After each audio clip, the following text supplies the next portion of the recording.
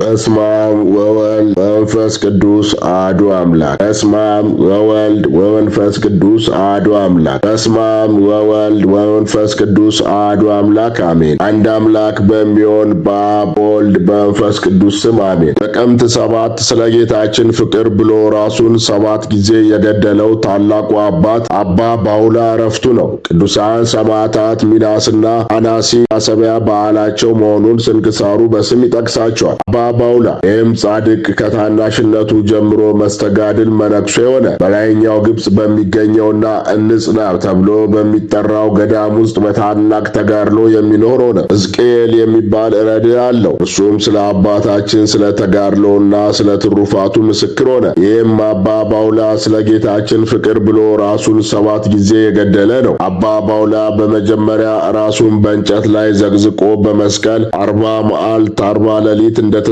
ኖረ። ነፍሱንም አሳለፈ። ነገር ግን እግዚአብሔር ከሞት አስነሳው። ሁለተኛም ዓሣዎችና አንበሬዎች እንዲበሉት ራሱን ከባሕር ውስጥ ጨመረ። ነገር ግን እነርሱ አልነኩትም። አባ ባውላም በባሕር ውስጥ ሰጥሞ ብዙ ወራት ቆይቶ ሞተ። ለስም አጠራሩ ክብር ይግባውና ጌታችን አሁንም ከሞት አስነሳው። አባ ባውላ ለሶስተኛ ጊዜ ራሱን በአሸዋ ውስጥ ደፍኖ ሞተ። ጌታችንም ከሞት አስነሳው። ለአራተኛም ጊዜ በውስጡ ስለታም ድንጋዮች ካሉት ረጅም ተራራ ላይ ወጥቶ ራሱን ከተራራው ላይ ወደ ታች ወርውሮ ተንከባለለ። የተሳሉ ድንጋዮቹም በሥጋ ሁሉ ገብተውበት ሞተ። ረዱ ሕዝቅኤልም ያለቅስለት ነበር። አሁንም ጌታችን መጥቶ አባ ባውላን ከሞት አስነስቶ አጽናናው። ነገር ግን አባ ባውላ አሁንም ለአምስተኛ ጊዜ ከረጅም ዛፍ ላይ ወጥቶ ከስለታም ድንጋይ ላይ ራሱን ፈጠፈጠ። ለሁለት ተከፈለና ሞተ። አሁንም ጌታችን አስነሳው። ስድስተኛም አባ ባውላ ራሱን በእግሮቹ ውስጥ አስሮ 40 መዓልት 40 ሌሊት እንዲህ ሆኖ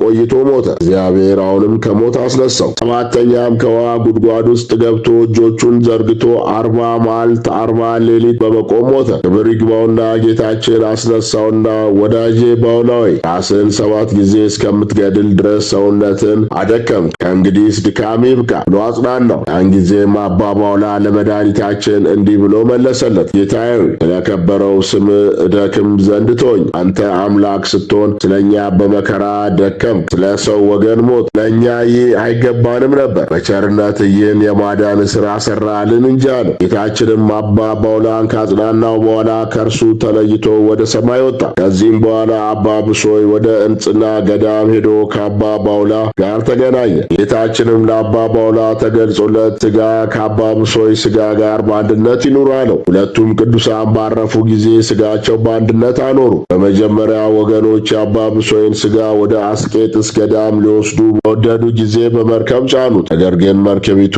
አልንቀሳቀስ አለች። በኋላም ተመልሰው የአባ ባውላን ሥጋ አምጥተው በመርከቧ ሲጭኑት ያን ጊዜ መርከቢቱ ተጓዘች። በእንዲህ አይነት ሁኔታ የቅዱሳኑን ሥጋ ወደ አስቄጥስ ገዳም አድርሰው በአባ ብሶይ ቤተ ክርስቲያን ውስጥ በአንድነት አኖሩ። እስከ ዛሬ ድረስም በዚያ ይኖራሉ። የአባ ባውላና የአባ ብሶይ ረድኤት በረከታቸው ይደርብን፣ በጸሎታቸው ይማረን። ዳግመኛም በዚህች ዕለት ጥቅምት 7 ቀን ስሉስ ቅዱስ ለአቡነ ዘርአ ብሩክ በረድኤት የተገለጡበት ዕለት ነው። ታላቅ የምሕረት ቃል ኪዳንም በዚህ ዕለት ተቀብለዋል። ይኸውም የከበረ አጽማቸው ያለበት አዴት በሚገኘው ገዳማቸው አካባቢ ያለው ገበያተኛው ሕዝብ ተገበያይቶ ያገኘውን በስማቸው ለነዳያን ቢመጸውት ታላቅ በረከት እንደሚያገኝ ጻድቁ ቃል ኪዳን ስለተቀበሉ የአካባቢው ማህበረሰብ በዚህች ዕለት ለነዳያን በመመጽወት በዓሉን በታላቅ ድምቀት ያከብራል።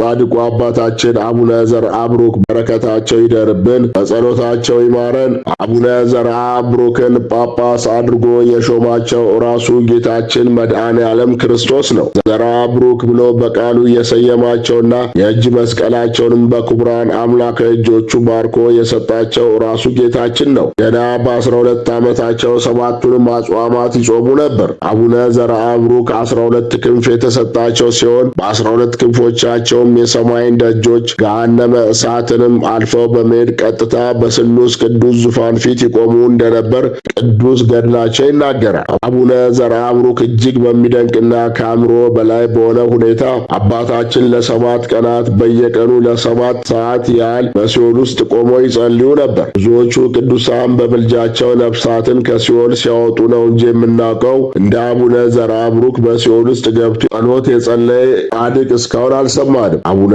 ዘርአብሩክ እንደ አባታችን ተክለ ሃይማኖት ለጸሎት በመቆም ብዛት አንድ እግራቸው እስኪሰበር ድረስ በብዙ መከራ ተጋድለዋል። ከ24ቱ ካህናተ ሰማይ ጋር መንበርን ያጥኑ ዘንድ ከፈጣሪያቸው ታዘው አጥነዋል። ጌታችን ለአቡነ ዘርአብሩክ ፍጥረታትን ከመፍጠር በቀር ያልሰጣቸው ስልጣን የለም። እግዚአብሔር ብፁዕና ቅዱስ ለሚሆን አባታችን ዘርአብሩክ እኔ ከስልጣኔ ስልጣን፣ ከክብሬ ክብር፣ ከጥበቤም ጥበብን፣ ከተአምራቴም ተአምራት፣ ከስጦታዬም ስጦታ፣ ከትዕግስቴም ትዕግስትን፣ ከፍቅሬም ፍቅርን፣ ከትሕትናዬም ትሕትና፣ ከባለሟልነቴም ባለሟልነትን ሰጥቻለሁና ሁሉ ከስልጣን በታች ሆኖ ይታዘዝልን የሚል እጅግ ድንቅ ቃል ኪዳን የሰጣቸው ልዩ ልዩ ሀብታትን ሁሉ ሰጣቸው። ለሥላሴ ከሚገባ ከስግደትና በቃልና በስልጣን ፍጥረታትን ለመፍጠር በቀር ምንም ያልሰጠው የለም። ኖ ጌታችን በማይታበል ቃሉ እንደነገራቸውና ቃል እንደገባላቸው በቅዱስ ገድላቸው ላይ ተጽፏል። መጽሐፎቻቸውንም ለጊዮን ወይም ለአባይ ወንዝ አደራ የሰጡ ሲሆን ከ5 ዓመት በኋላ ከስር ተፈተው ሲመለሱ በወንዙ አጠገብ እንደደረሱ ጸሎት ካደረጉ በኋላ ጊዮን ሆይ በእግዚአብሔር ፊት በአደራ የሰጠውሽን መጽሐፎችን ግፊ ብለው እጃቸውን ወደ ወንዙ ሰደው መጽሐፎቻቸው ሳይረጡና ሳይበሰብሱ ከወንዙ ውስጥ አውጥተዋል። እንዲያውም አቧራውን ከመጽሐፎቻቸው ላይ እፍ ብለው አራግፈውታል። አቡነ ዘርአብሩክ ሳይጠመቁ ለሚሞቱ አሕዛብ ጭምር ትልቅ ቃል ኪዳን የተሰጣቸው ታላቅ አባት ናቸው። እርሳቸው በባረኳት ምድርና በልጆቻቸው ላይ ችግርና ራብ እንደማይደርስባቸው ቃል ኪዳን የተሰጣቸው ድንቅ አባት ናቸው። ይኸውም በቅርቡ እንኳን በ1977ቱ የረሃብ ዘመን በግልጽ ስለታየ ታሪክ ይመሰክሯል። በዚህ ወቅት ከወሎና ከሌሎች ቦታዎች በረሃብ ተሰዶ ጎጃም ለመጣው የሀገራችን ሕዝብ የአቡነ ዘርአብሩክ በረከት ከበቂ በላይ ነበር። ከቅዱሳን መቃነ መቃብራቸው ላይ አፈሩን ለእምነት ሲወስዱ የአፈሩ ሙቀትና ትኩስነት እጅግ ይደንቃል። ለተለያዩ ሕመሞችም ፍቱን መድኃኒት ነው። የአባታችን የአቡነ ዘርአብሩክ ረድኤት በረከታቸው ይደርብን፣ በጸሎታቸው ይማረን። አነሳስቶ ላስጀመረን አስጀምሮ ላስፈጸመን ለኃያሉ አምላክ ለልዑል እግዚአብሔር ክብር ምስጋና ይገባል። አሜን። አባታችን ሆይ በሰማያት የምትኖር ስምህ ይቀደስ፣ መንግሥትህ ትምጣ፣ ፈቃድህ በሰማይ እንደሆነች እንዲሁም በምድር ትሁን። የዕለት እንጀራችንን ስጠን ዛሬ፣ በደላችንን ይቅር በለን እኛም የበደሉንን ይቅር እንደምንል። አቤቱ ወደ ፈተናም አታግባን ከክፉ ሁሉ አድነን እንጂ መንግሥት ያንተ ናትና ኃይል፣ ክብር፣ ምስጋና ለዘላለሙ አሜን። እመቤታችን ቅድስት ድንግል ማርያም በመልአኩ በቅዱስ ገብርኤል ሰላምታ ሰላም እልሻለሁ፣ ሐሳብሽ ድንግል ነሽ፣ በሥጋሽም ድንግል ነሽ። አሸናፊ የእግዚአብሔር እናት ሆይ ሰላምታ ለአንቺ ይገባሻል። ከሴቶች ሁሉ ተለይተሽ አንቺ የተባረክሽ ነሽ፣ የማኅፀንሽም ፍሬ ብሩክ ነው። ጸጋን የተሞላሽ ቅድስት ሆይ ደስ ይበልሽ። ጸጋን የተሞላሽ ክብርት የአምላክ እናት ሆይ ደስ ይበልሽ። ጸጋን የተሞላሽ ብጽዕት እመቤታችን ቅድስት ድንግል ማርያም ሆይ ደስ ይበልሽ። ሁሉ እግዚአብሔር ከአንቺ ጋር ነውና ከተወደደው ልጅሽ ከጌታችን ከመድኃኒታችን ከኢየሱስ ክርስቶስ ዘንድ ይቅርታና ምሕረትን ለምኝልን ኃጢአታችንንም ያስተሰርይልን ዘንድ ለዘላለሙ አሜን። ክብር ምስጋና ይሁን አንድ አምላክ ለሆነው ለአብ ለወልድ ለመንፈስ ቅዱስ ዛሬም ዘወትርም እስከ ዘላለሙ። የእግዚአብሔር አብ ጸጋ፣ የእግዚአብሔር ወልድ ፍቅር፣ የእግዚአብሔር መንፈስ ቅዱስ አንድነት፣ የእመቤታችን የቅድስት ድንግል ማርያም አማላጅነት፣ የጻድቃን የሰማዕታት ጸሎት ተራዳይነት ከሁላችን ከሕዝበ ክርስቲያን ጋር አብሮን ይኑር ለዘላለሙ አሜን።